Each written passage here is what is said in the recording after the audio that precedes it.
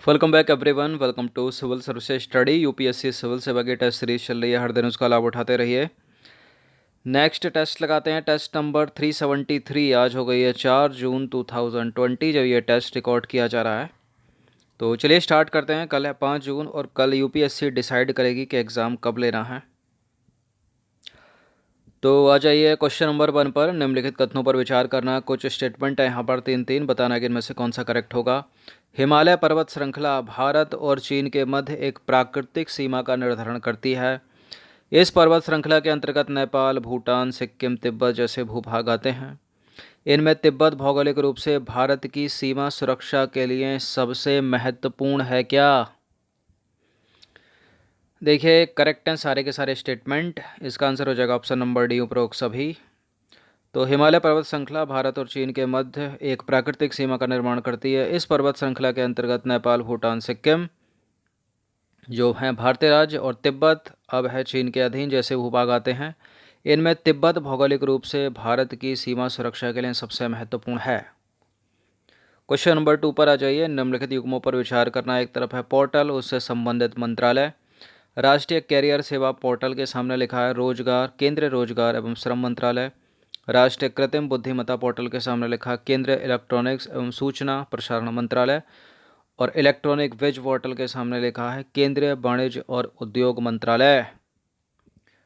तो सही सुमेलित आपको ढूंढना है। देखिए राष्ट्रीय कैरियर सेवा पोर्टल जो है वो केंद्रीय रोजगार और श्रम मंत्रालय है। तो इसको ऐसे ही शब्द में से निकल जाएगा इसका आंसर। कैरियर कैसे बनेगा जब रोजगार मिलेगा। करेक्ट है ये वाला। राष्ट्रीय कृत्रिम बुद्धिमत्ता केंद्रीय इलेक्ट्रॉनिक्स और सूचना प्रसारण, ये भी सही है। इलेक्ट्रॉनिक वेज पोर्टल केंद्रीय वाणिज्य और उद्योग मंत्रालय, करेक्ट है इनकरेक्ट, ये भी सही है, डी है इसका उत्तर। तो देखिए राष्ट्रीय कैरियर सेवा 20 जुलाई 2015 को प्रधानमंत्री द्वारा शुरू की गई एक पंचवर्षीय मिशन मोड परियोजना है। यह परियोजना केंद्रीय रोजगार और श्रम मंत्रालय के महानिदेशालय द्वारा कार्यान्वित की जा रही है। लगभग 5 साल हो गए हैं इसको होने वाले। भारत में एआई से संबंधित संसाधनों के साझाकरण करने हेतु भारत ने आर्टिफिशियल इंटेलिजेंस से संबंधित विकास के लिए एक स्टॉप डिजिटल प्लेटफॉर्म के रूप में केंद्रीय इलेक्ट्रॉनिक्स एवं सूचना प्रसारण मंत्रालय ने www.ai.gov.in नामक भारत का राष्ट्रीय कृत्रिम बुद्धिमत्ता पोर्टल लॉन्च किया है। अब देखिए बात करें इलेक्ट्रॉनिक वेज की, तो इलेक्ट्रॉनिक वेज पोर्टल एक एकीकृत सेवा परियोजना है जो भारत सरकार के राष्ट्रीय इलेक्ट्रॉनिक अभिशासन योजना के तहत 27 मिशन मोड परियोजनाओं का हिस्सा है। इसका उद्देश्य ऑनलाइन पोर्टल के माध्यम से सरकार से व्यापार सेवाओं तक तेजी से पहुंच को सक्षम बनाकर देश में कारोबार का माहौल सुधारना है। अब आ जाइए क्वेश्चन नंबर 3 पर। केंद्रीय रोजगार गारंटी परिषद के संदर्भ में कुछ स्टेटमेंट है यहाँ पर। तो यह मनरेगा अधिनियम 2005 की धारा 10(3)(d) के तहत एक गठित फोरम है और इस परिषद की अध्यक्षता केंद्रीय वाणिज्य मंत्री करते हैं। और इस परिषद में आधिकारिक और गैर आधिकारिक दोनों सदस्य शामिल होते हैं।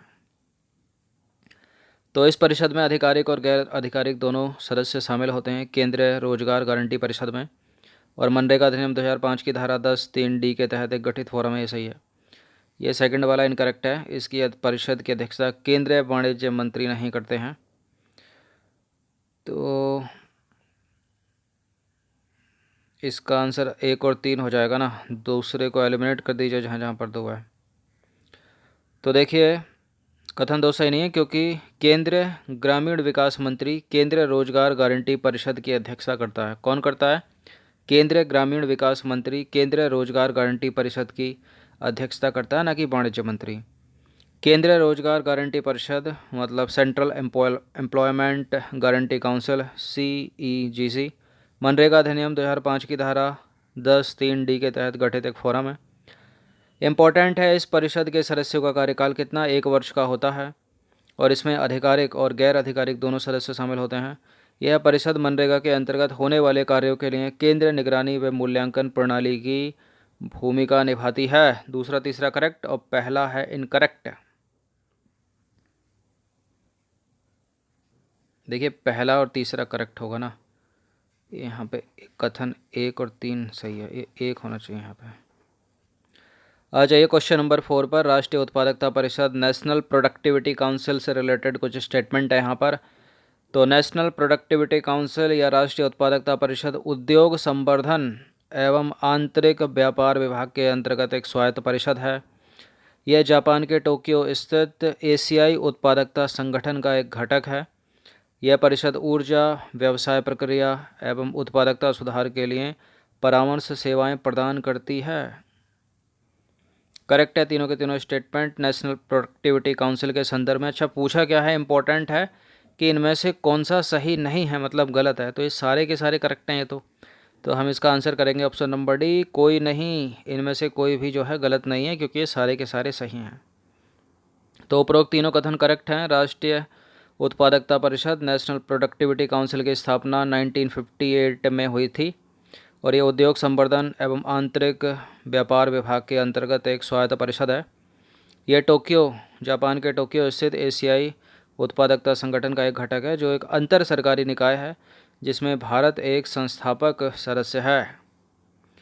अब देखिए, यह परिषद ऊर्जा, पर्यावरण, व्यवसाय प्रक्रिया एवं उत्पादकता सुधार के लिए परामर्श एवं क्षमता निर्माण आधारित विशेषज्ञ सेवाएं प्रदान कर रही है। क्वेश्चन नंबर 5 पर आ जाइए। निम्नलिखित कथनों पर विचार करना है। 3 स्टेटमेंट है यहाँ पर, बताना कि इनमें से कौन सा करेक्ट होगा। पहला स्टेटमेंट है चंगपा। चांगपा हिमाचल प्रदेश का एक जनजातीय समुदाय है। यूपीएससी सिविल सेवा में प्रश्न 2014 में पूछा जा चुका है, मतलब स्टेटमेंट ये नहीं थे, लेकिन हाँ चंगपा से रिलेटेड था, वो न्यूज़ में रहा होगा इसलिए पूछा। तो चंगपा हिमाचल प्रदेश का एक जनजातीय समुदाय है, जो कि गलत है पहला वाला स्टेटमेंट। ये लद्दाख का है। किसका है? लद्दाख का है। दूसरा स्टेटमेंट है ये जनजाति खानाबदोश जीवन पसंद करते हैं। बिल्कुल करेक्ट है। अगर यही होता ना ये कृषि करते हैं तो वो गलत हो जाता, क्योंकि चांगपा जनजाति समुदाय खानाबदोश जीवन पसंद करते हैं। इनकी आजीविका का मुख्य आधार है मवेशी, मतलब पशुपालन, और पश्मीना बकरियां। करेक्ट है ये वाला स्टेटमेंट। पहला वाला गलत है, क्योंकि हिमाचल प्रदेश की जगह यहाँ पर लद्दाख होगा। और यूपीएससी ने जो प्रश्न किया था तो उत्तराखंड कर दिया था, तो वही गलत था उस समय जम्मू कश्मीर सही था उसका, क्योंकि लद्दाख जम्मू कश्मीर के अंदर आता था। अब लद्दाख अलग, जम्मू अलग। तो करेक्ट है दूसरा और तीसरा स्टेटमेंट यहाँ पर। इसका आंसर जो हो जाएगा ऑप्शन नंबर भी हो जाएगा, केवल 2 और 3। तो देखिए, कथन एक सही नहीं है, क्योंकि चांगपा जनजाति एक बंजारा समुदाय है जो भारत के लद्दाख क्षेत्र के चांगथंग इलाके में निवास करती है। यह जनजाति खानाबदोश जीवन पसंद करती है। इनकी आजीविका का मुख्य आधार मवेशी और पश्मीना बकरियां हैं। ये सवाल क्या पूछा गया है, अभी हाल ही में जो घुसपैठ हो रही है, सीमा पर उथल पुथल हो रही है, उसके कारण जो है इनकी आजीविका खतरे में है।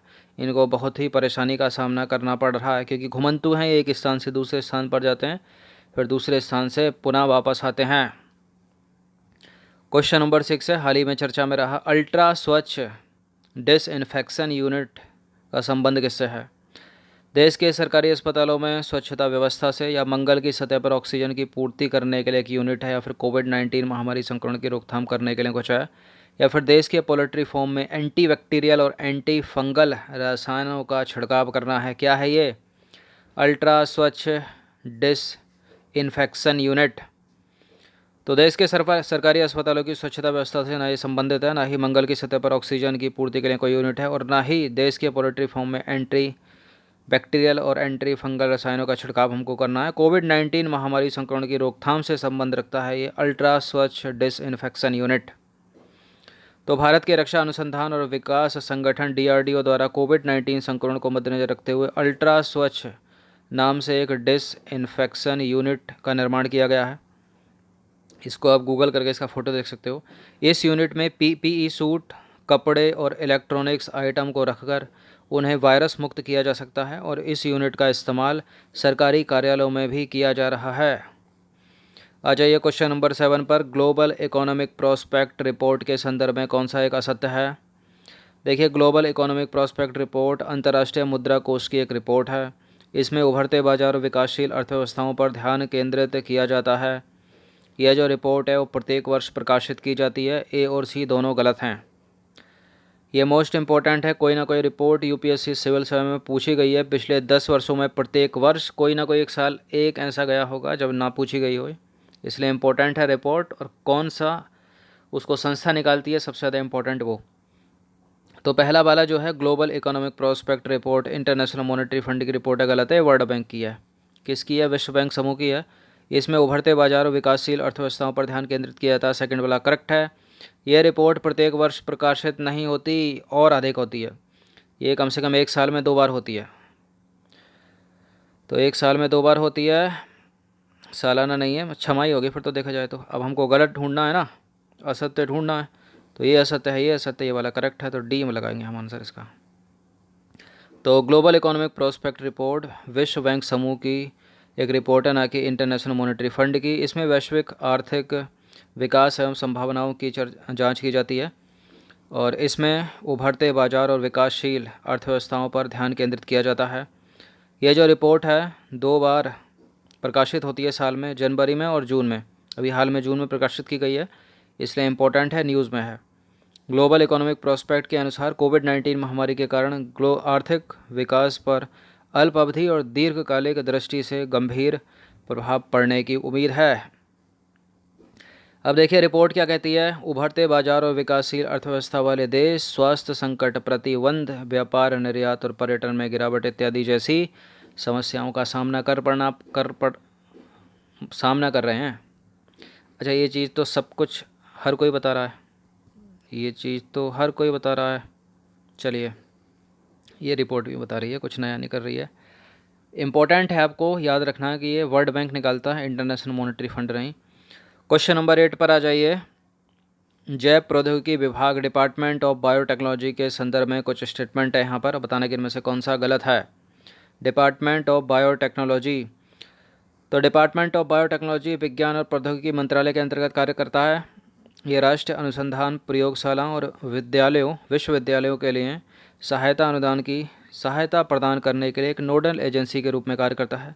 इसकी स्थापना हुई थी 1986 में। कोई गलत है क्या इसमें? देखिए, इसमें से कोई भी गलत नहीं है, तीनों के तीनों करेक्ट हैं। तो इसका आंसर क्या लगाएंगे हम? Option number D.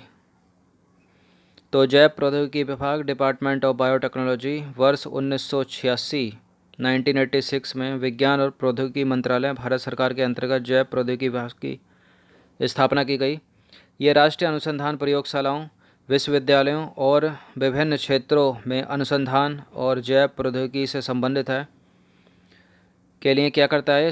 अनुदान की सहायता प्रदान करने के लिए एक नोडल एजेंसी के रूप में कार्य करता है। डिपार्टमेंट ऑफ बायोटेक्नोलॉजी विज्ञान और प्रौद्योगिकी मंत्रालय के अंतर्गत है। क्वेश्चन नंबर 9 पर आ जाइए। पुनरावर्ती डीएनए प्रौद्योगिकी, रिकॉम्बिनेंट डीएनए टेक्नोलॉजी से रिलेटेड कुछ स्टेटमेंट हैं और बताना कि इनमें से कौन सा सही है। इस तकनीक में 2 या 2 से अधिक स्रोतों से डीएनए को संयोजित करके पुनरावर्ती डीएनए बनाया जाता है। इस प्रक्रिया में अक्सर विभिन्न जीवों के डीएनए को जोड़ा जाता है या जोड़ना पड़ता है। यह जो प्रक्रिया है डीएनए को काटने तथा पुनः जोड़ने की क्षमता पर निर्भर करती है। रिकॉम्बिनेंट डीएनए टेक्नोलॉजी से रिलेटेड ये करेक्ट हैं, तीनों के तीनों स्टेटमेंट, डी है इसका उत्तर। तो देखिए, उपरोक्त सारे के सारे कथन सत्य हैं। इस तकनीक में 2 या 2 से अधिक स्रोतों से डीएनए को संयोजित करके पुनः डीएनए बनाया जाता है। इस प्रक्रिया में अक्सर विभिन्न जीवों के डीएनए को जोड़ना पड़ता है। ये जो प्रक्रिया है इसमें डीएनए को काटने तथा पुनः जोड़ने की क्षमता पर निर्भर करती है प्रक्रिया वाली। और जिस जीन को प्रवेश कराया जाता है उसको बोलते हैं रिकॉम्बिनेंट जीन कहा जाता है उसको, तथा इस पूरी तकनीक को रिकॉम्बिनेंट डीएनए टेक्नोलॉजी कहा जाता है। ये लास्ट वाली लाइन फिर से सुन लीजिए। जिस जीन को प्रवेश कराया जाता है उसको तो बोला जाता है रिकॉम्बिनेंट जीन, और इस पूरी डीएनए प्रक्रिया को या पूरी तकनीक को रिकॉम्बिनेंट डीएनए टेक्नोलॉजी कहा जाता है। क्वेश्चन नंबर 10 पर आ जाइए। पश्मीना बकरियों से रिलेटेड कुछ स्टेटमेंट है यहाँ पर। देखिए, पश्मीना बकरियों को चांगथांगी बकरियों के नाम से जाना जाता है। इन्हें पूर्वी लद्दाख में भारत चीन सीमा के निकट चांगथांग क्षेत्र में घुमंतू चरवाहा समुदाय चांगपा द्वारा पाला जाता है। ये बकरियां -40 डिग्री तापमान पर भी स्वयं को जीवित रखने की क्षमता रखती हैं। करेक्ट है पहला, करेक्ट है दूसरा, करेक्ट है तीसरा भी। -40 डिग्री बहुत होता है। पश्मीना बकरियां बहुत घने बाल होते हैं इनके ऊपर, जो बचाते हैं इनको, टेम्परेचर मेंटेन करते हैं इनकी बॉडी का। तीनों के तीनों करेक्ट हैं स्टेटमेंट। क्यों पूछा गया प्रश्न? क्योंकि अभी हाल ही में भारत चीन सीमा विवाद के कारण सैनिकों की इधर से उधर घुसपैठ, ये सब इसके कारण क्या है, इन चरवाहों को, इन घुमंतुओं को बहुत परेशानी का सामना करना पड़ रहा है।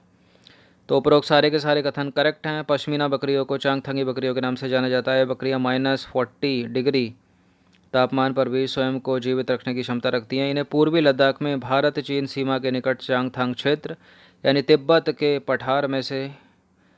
पठार के एक पश्चिमी विस्तार में घुमंतू चरवाहा समुदाय चांगपा द्वारा पाला जाता है। चांगथांगी बकरी के बाल बहुत मोटे होते हैं और इनसे विश्व का बेहतरीन पश्मीना प्राप्त होता है। इसकी मोटाई 12 से 15 माइक्रोन के बीच होती है। तो 15 प्रश्न थे इंपॉर्टेंट, अच्छे से इसका रिवीजन कर लीजिएगा 1 से 2 बार। धन्यवाद। इस पूरी की पूरी टेस्ट सीरीज़ की प्लेलिस्ट बना रखी है हमने, वहाँ पर आप टेस्ट नंबर 1 से लेकर 373 तक पहुँच सकते हो। सबका रिवीजन करते रहिए हर दिन। ये प्रश्न यूपीएससी के फेवरेट हैं इस तरह के, जैसे पश्मीना बकरियाँ हो गई या अंगोरा खरगोश हो गए या फिर ये चांगथांग समुदाय हो गया, चांगथांग क्षेत्र हो गया जिसमें रहता है घुमंतू समुदाय चांगपा।